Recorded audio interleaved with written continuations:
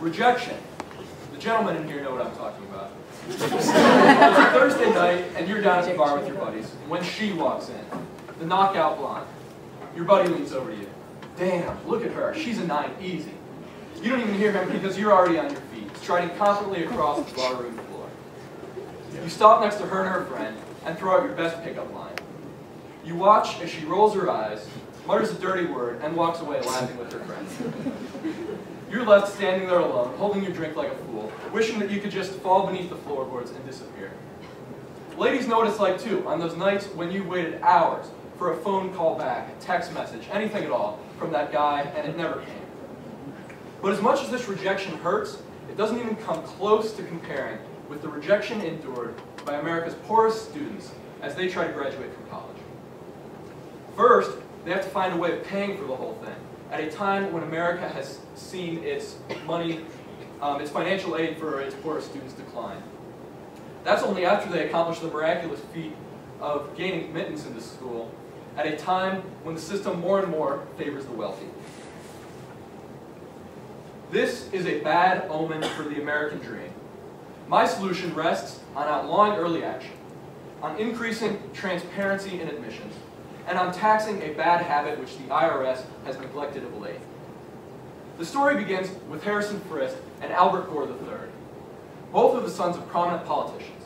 Both prefer partying to studying, the company of jocks to scholars. Both have poor academic records, and even worse criminal records, featuring drug possession charges and drunk driving. These aren't the sorts of kids you imagine going to Ivy League schools, and yet that's precisely where they wound up, their first choice Ivy League schools. Not so much because of their accomplishments, but rather because of their fathers. And moreover, because of the money their fathers were expected to donate upon their matriculation. The Economist magazine in 2009 put it very well. Quote, "Talent is being neglected." Of the 8th grade kids with the highest test scores, 74% of the high-income children go on to attend college, while only 29% of the low-income kids do the same. The Education Commission reported to Congress this summer that the importance of education in today's knowledge-driven society has never been greater. That's unfortunate because the same commission went on to report that financial need would keep 2.5 million kids from attending college in this decade. The New York Times columnist David Brooks, not widely known for being a liberal commentator, remarked in 2005 that colleges have become, quote, "one of the greatest inequality machines this country has ever seen." The World Bank in 2007 reported that the U.S. now has more income inequality than any other developed nation in the world, except for Mexico and Brazil. The Economist in 2005 provided proof that it was education which was driving this unfortunate trend, when they showed that education is the single biggest predictor of a person's income later in life. Tocqueville in 1835 commented on income inequality in his book, Democracy in America, when he said, quote, "Nothing can be imagined more contrary to nature and to the secret propensities of the human heart than a subjugation of this kind. Aristocratic institutions cannot exist without laying down the inequality of men as a fundamental principle, affecting the condition of the human family as much as it affects that of society. But these things are repugnant to natural equality." Put another way, he is describing the murder of the American dream. Indeed, our country was founded on the belief that all men are created equal. So what's driving this change? 3 things. First, a decrease in Pell Grants. The Economist in 2005 showed that Pell Grants are the main government program for helping the poor attend college, when they demonstrated that 90% of this money goes to families making less than $41,000 a year. According to financialaid.org, appropriations for Pell Grants have fallen 70% from what they were 30 years ago. The second reason is legacies, which is the process of admitting the underqualified children of alumni. Bowen, the former president of Princeton, wrote in his 2005 book that legacies at selective schools get about a 20% bump in their admissions probabilities, the equivalent of several hundred points on the SAT. Golden, an investigative journalist for the Wall Street Journal, in 2006 demonstrated that 8% of Harvard's legacies are minorities, compared with 18% of all Harvard's applicants. This shows that legacy applicants are singularly rich and white. Karabell, a professor at the University of California, Berkeley, in 2005 said legacies are, quote, unmeritocratic at best, profoundly corrupt at worst. The third reason is early admissions.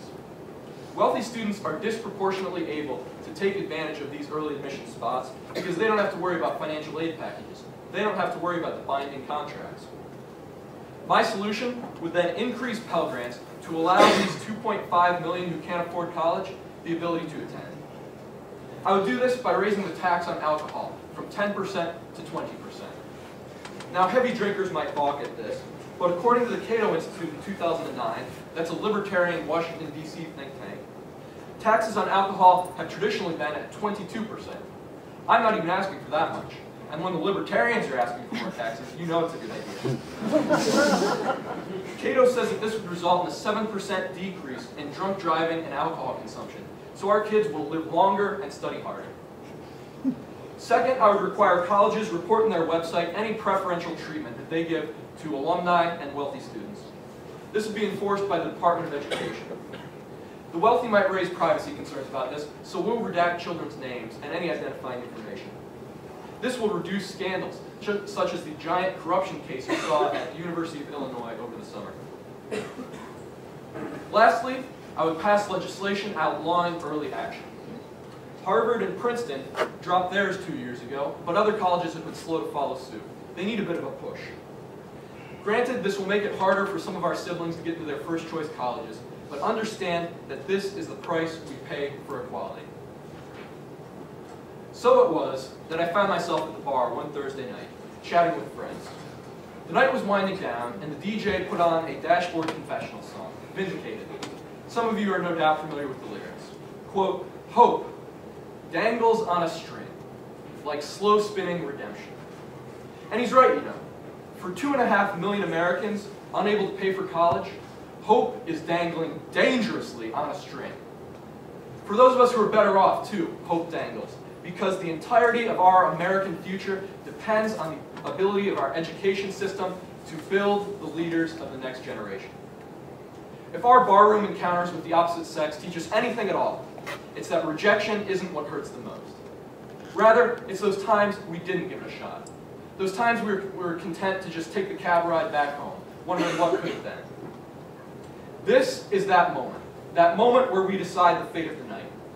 We can sit back and watch as inequality grows larger. We can do that. But if we do, our colleges will grow more aristocratic, and by proxy, our graduates lazier and stupider. Or tonight, we can resolve to get up off that proverbial bar stool and make a move. We can set out to rebuild America's engines of mobility, to make sure our best and brightest aren't turned away at the gates, to restore that glorious American dream for a new generation, so that when we face down the challenges of tomorrow, we won't find ourselves failing, wondering what could have been. Thank you.